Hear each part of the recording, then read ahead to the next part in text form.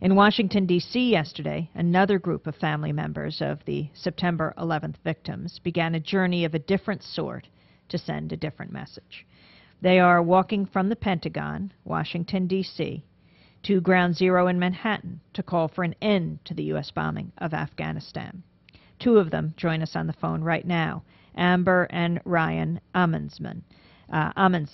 They are walking in honor of Amber's husband, Craig Amundson, and brother of Ryan, who died at the Pentagon on September 11th. We welcome you both to the War and Peace Report. Amber, can you tell us about this walk and about your husband, Craig? Yes, hello.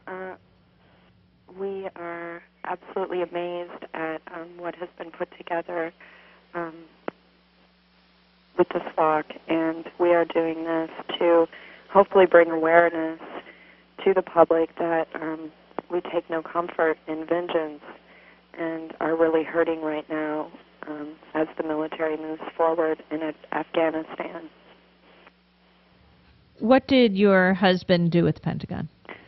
My husband was a specialist and a multimedia illustrator for the Deputy Chief of Staff of Personnel Command of the Army, and he was able to provide some artistic communication, and also he was able to give his ideas pretty clearly about what he believed the United States military could do to make the world safer. And his voice was always welcomed within his office, and I'm thankful for that. On September 11th, where was he at the Pentagon? He was in what is called the DESPER office. That is the Deputy Chief of Staff of Personnel Command.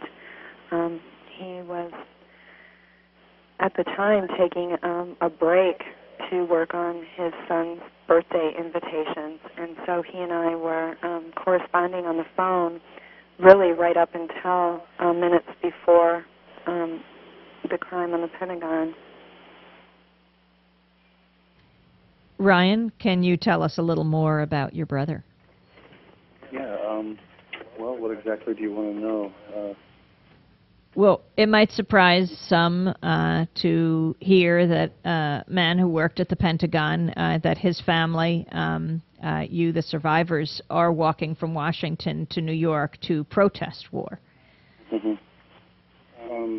Yeah, I think, well, this is really something for us to remember my brother and all the people that died.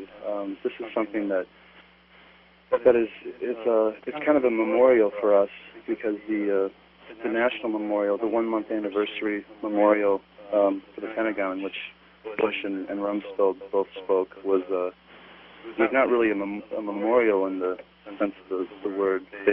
Remembering the victims was not at the top of the agenda at that memorial. They talked more about eliminating the evildoers, and we were really upset by that, and it didn't feel like a memorial. So this is something for us that we can do to remember. Amber Amundson, can you read the letter that you delivered to the White House yesterday? Yes. Excuse me. Dear Mr. Bush, my name is Amber Amundson. I'm a 28-year-old single mother of 2 small children. The reason I am a single mother is because my husband was murdered on September 11th while working under your direction. My husband, Craig Scott Amundson, was an active-duty multimedia illustrator for your Deputy Chief of Staff of Personnel Command, who was also killed. I am not doing well. I am hurt that the U.S. is moving forward in such a violent manner. I do not hold you responsible for my husband's death, but I do believe you have a responsibility to listen to me and please hear my pain. I do not like unnecessary death. I do not want anyone to use my husband's death to perpetuate violence. So, Mr. President, when you say that vengeance is needed so that the victims of 9/11 do not die in vain, could you please exclude Craig Scott Amundson from your list of victims used to justify further attacks? I do not want my children to grow up thinking that the reason so many people died following September 11th attack was because of their father's death. I want to show them a world where we love and not hate, where we forgive and not seek out vengeance. Please, Mr. Bush, help me honor my husband. He drove to the Pentagon with a Visualize World Peace bumper sticker on his car every morning. He raised our children to understand humanity and not to fight to get what you want. When we buried my husband, an American flag was laid over his casket. My children believe the American flag represents their dad. Please let that representation be one of love, peace, and forgiveness. I'm begging you, for the sake of humanity and my children, to stop killing. Please find a nonviolent way to bring justice to the world. Sincerely, Amber Amundson. Amber Amundson reading the letter that she has delivered to the White House yesterday, now on her way from New York, along with Ryan Amundson and others from Washington to New York on a peace march. We're also joined on the telephone by Danny Muller, who is with Voices in the Wilderness, one of the organizers of this march. Danny, can you talk about the theme of this and who else is on the march? Better being clear. Danny, are you there? Danny? Amber, are you still there? Well, we're talking about the march that Voices in the Wilderness has organized, going from New York, going from Washington to New York. And again, you've heard the description of Craig Amundson, the man, one of hundreds who died on September 11th and who are now being remembered. And we're talking to his brother as well as his wife. Danny, are you there? Amber, are you there? Yes. Amber, what kind of reaction have you gotten? Have you gotten coverage in the press? Yes. It has been, all of our work here has been well received, particularly with Voices and all of the people that have so graciously organized this. And I just feel like I have to give a moment to give thanks.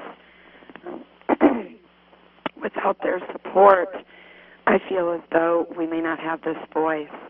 And I'm incredibly thankful for everyone that has put together this walk and that is helping us to heal.